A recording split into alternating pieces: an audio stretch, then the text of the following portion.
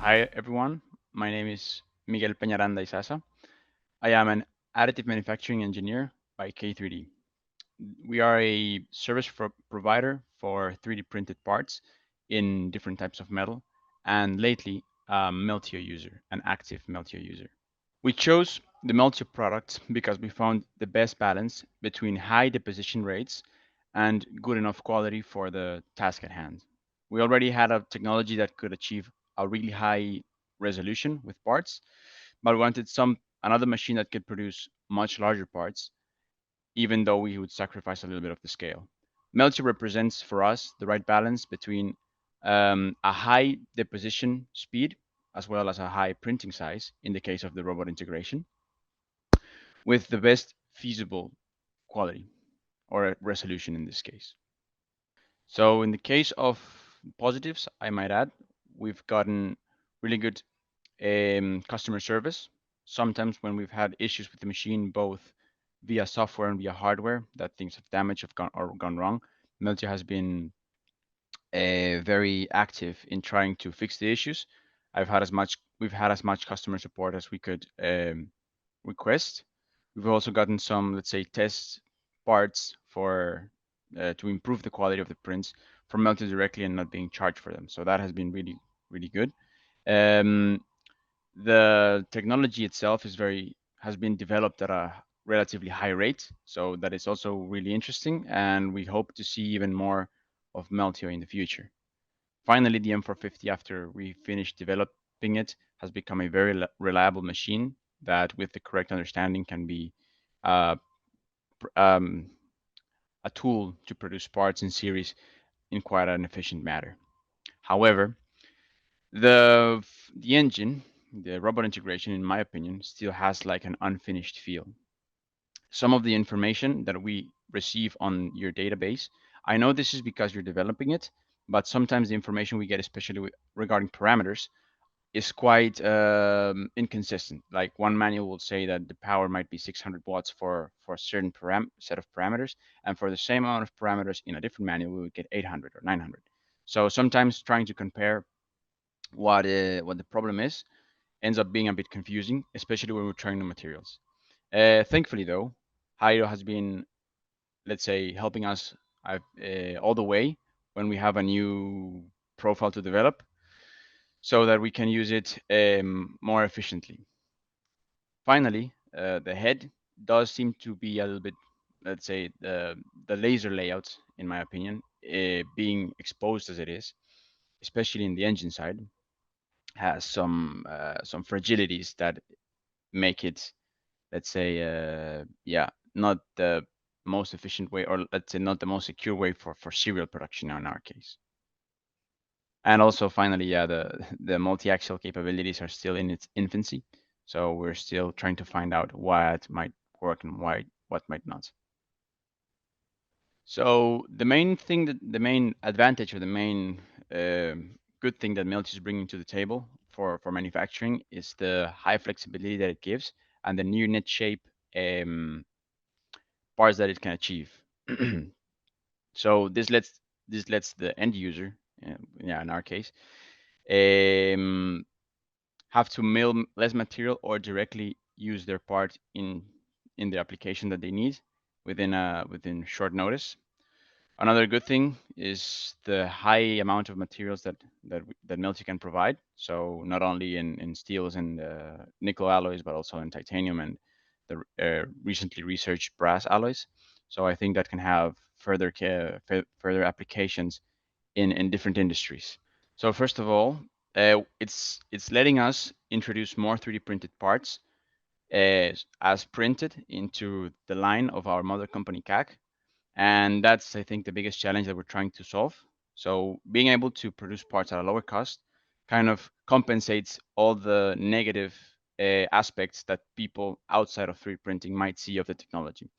So if we can battle, let's say, these arguments with cost, which is like the main thing in this industry, I would say, then you can see the newer parts that might require some development might be seen under a good light and let us develop the process further, which might further lower the cost of parts. Finally, when parts do require external post-processing or milling, the amount of material lost can be really significant, especially working with the most expensive materials like nickel alloys or titanium. So the main one that I've seen from my perspective is repeatability and reliability. So most of the time you would have the same exact set of base parameters to print a part. You might print one and it might come okay. The next one might not. So I think in that regard, the repeatability and reliability of the machine is still to be improved. Also, for simpler parts, we just cannot compete. The technology just cannot compete with with regular or traditional industrial processes that have been developed for 50 years or 60 years. So I would say that in the matter that technology and design converge more towards additive manufacturing, and we can exploit all the advantages that Meltio processes give, then we will be able to make mass production of parts at a great scale. Okay, so mainly we've done for serial production 2 parts that are for mother company CAC, and this is one of them. I have that in my desk quite conveniently. So as you can see, this is a support to hold a cable and protect the let's say the cable terminals on an electric motor. The part I just showed you was originally assembly of around 6 or 7 pieces, and they would require welding and bend and plate bending and bolting. So we've managed to converge all of this into just one design and print it reliably for more than 50 parts. The main advantage that this has is the printing time, so we can print 2 parts in around 6 hours, and we're further developing the process in specific to produce even faster. The second part is a little bit more time consuming and is much simpler, but it has the advantage that we can print more at a time and we can push the speed of the part even further, giving us the best balance between a better quality part and a cheaper part. So my ideal way would be to be able to share with Meltio a design that we have for our robots, or especially for the robots, and be able to work together with Meltio to find out the best printing strategy and set of parameters for that specific part. Because as I said in the past, the technology is quite geometry dependent. So for one geometry, a set of parameters might be very relevant, but for the next geometry might be actually counterproductive. So I think that working together with Meltio, they having more experience than us, and we having more, let's say, variability in parts and a constant stream of different parts might actually help us, let's say, expand both the flexibility range of the technology as well as to maybe improve the secondary KPIs like reliability. Yeah. Mainly framework would be a very interesting application because right now, frames are very large and sometimes quite over-engineered due to the limited flexibility that beams give us.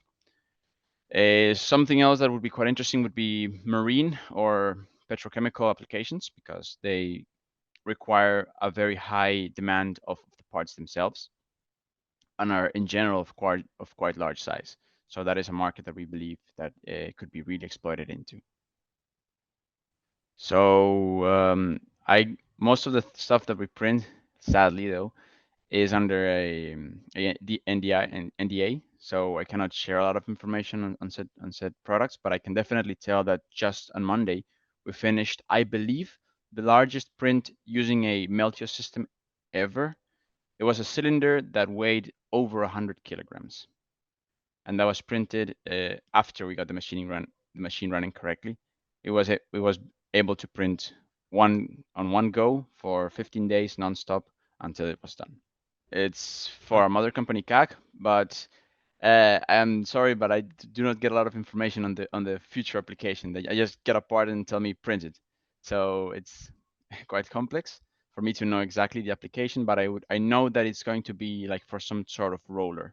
So the mass and the diameter have to be very specific for the part itself. Some other very relevant projects that we've been embarking into, not so much in the part size, but on the parameter side, is being able to accelerate the speed on the M450, because I feel that the M450 has a lot of potential, like in the position speed, and the, let's say, the parameters that you provide us are very stable, yes, but they could be faster. So we've been developing parameters that could give us a, I don't know, 20, 30, 40% speed increase that might result in a 15 or 20% time decrease, which is great, actually. Yeah. Yeah. Finally, what else? We're doing mostly with the engine a lot of thin structures, so a lot of thin beams or smokestacks or stands for different machinery. So they have to be hollow and as light as possible. So we've been pushing the machine, not only the technology of Meltio, but also the technology of this current slicers we can get on the market to be able to produce these parts as well as we can.